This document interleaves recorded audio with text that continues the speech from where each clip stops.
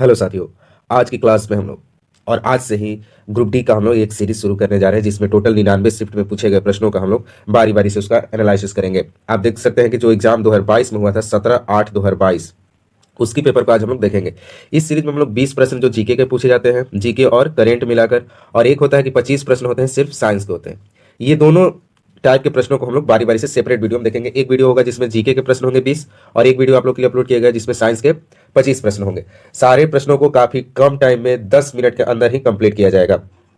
तो आप लोग जितने भी नए लोग हैं चैनल को सबसे पहले सब्सक्राइब करेंगे और अपने दोस्तों को भी ये वीडियो का लिंक शेयर करेंगे, क्योंकि एक बार जो इस चैनल पर शुरू हो जाता है सारा शिफ्ट को कंप्लीट करा के ही छोड़ा जाता है। तो जितने भी नए लोग हैं सबसे पहले चैनल को सब्सक्राइब करें, वीडियो को लाइक करें।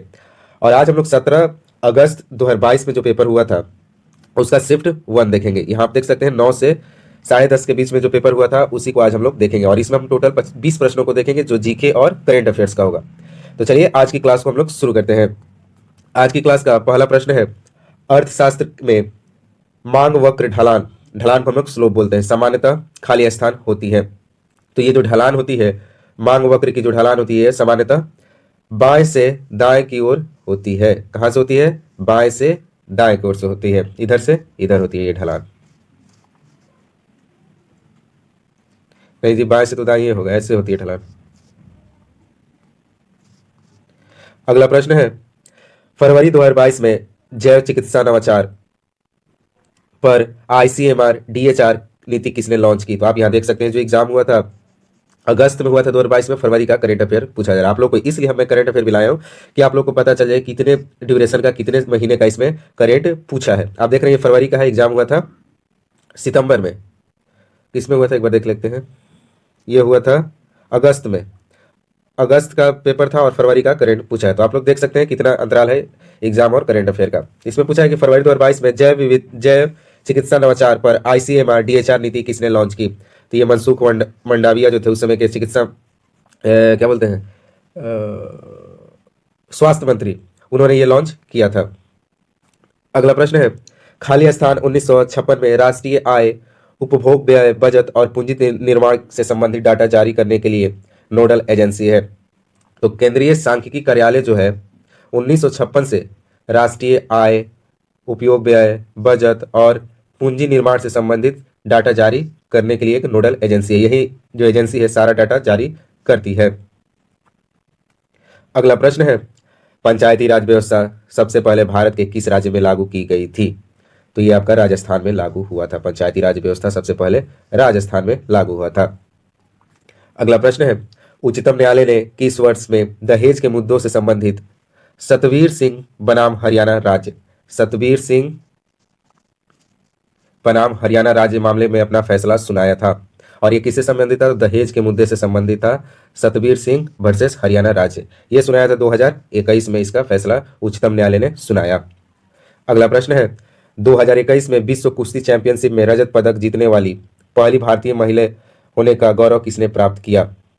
तो यहाँ पर आप देख सकते हैं 22 में एग्जाम हुआ, 21 का भी करंट अफेयर पूछा है। तो ये गौरव अंशु मलिक ने हासिल अपने नाम किया कुश्ती में, और ये पहली भारतीय महिला जो जिन्होंने ये कारनामा करके दिखाया था, अंशु मलिक। अगला प्रश्न है, देशांतर और अक्षांश के बारे में इनमें से कौन सा कथन गलत है? गलत कथन को आपको छांटना है। हम लोग क्या करते हैं हड़बड़ी में एग्जाम में ये वाला लास्ट जो पोर्शन है इसको नहीं पढ़ते हैं और सही को ही टिक कर देते हैं। इसमें पूछा है कि गलत कौन है, तो गलत आपका ऑप्शन ए हो जाएगा। देशांतर कभी एक दूसरे को प्रतिच्छेदित नहीं करते हैं, तो ये गलत है। बाकी ये तीनों सही है। 180 डिग्री ईस्ट और 180 डिग्री वेस्ट एक ही देशांतरीय रेखा को संदर्भित करते हैं, ये बिल्कुल सही है। अक्षांश रेखाएं एक दूसरे को के समांतर होती है, ये भी सही है। अक्षांश कभी भी एक दूसरे को प्रतिच्छेद नहीं करते हैं, ये भी सही है। सिर्फ ऑप्शन 1 जो है ये गलत है। अगला प्रश्न है, भारत सरकार द्वारा वर्ष खाली स्थान में राजीव गांधी खेल रत्न पुरस्कार का नाम बदलकर मेजर ध्यानचंद खेल रत्न पुरस्कार कर दिया। तो ये 2021 में इन्होंने राजीव गांधी खेल रत्न पुरस्कार का नाम बदलकर मेजर ध्यानचंद खेल रत्न पुरस्कार कर दिया, और ये खेल के क्षेत्र में दिए जाने वाला सर्वोच्च सम्मान है।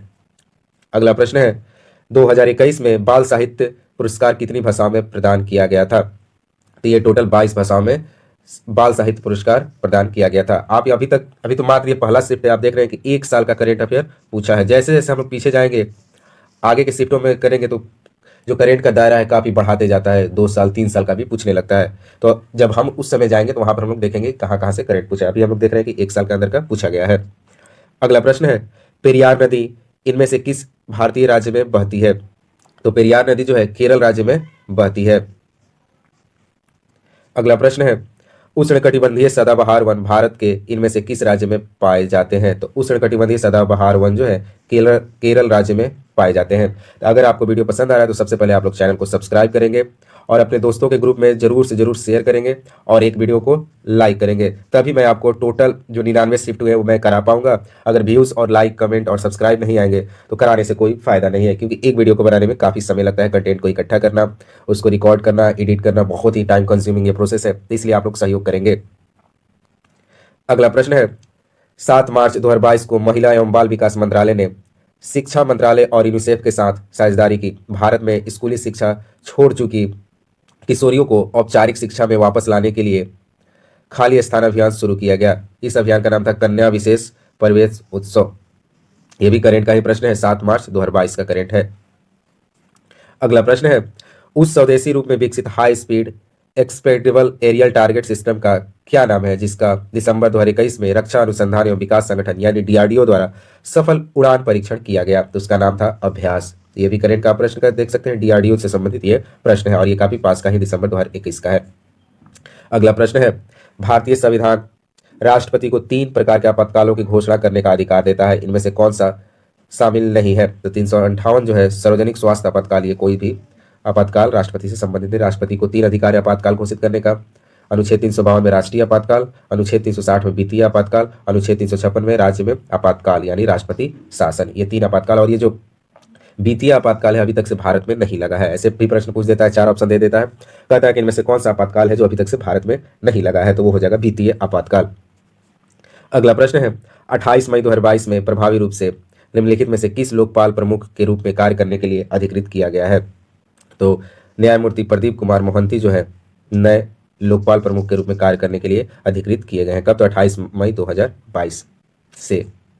अगला प्रश्न है, जनवरी 2022 में वी अनंत नागेश्वर को भारत का नया मुख्य आर्थिक सलाहकार नियुक्त किया गया, जिन्होंने खाली स्थान ग्रहण किया। तो उन्होंने कृष्णमूर्ति सुब्रमण्यम का स्थान ले लिया।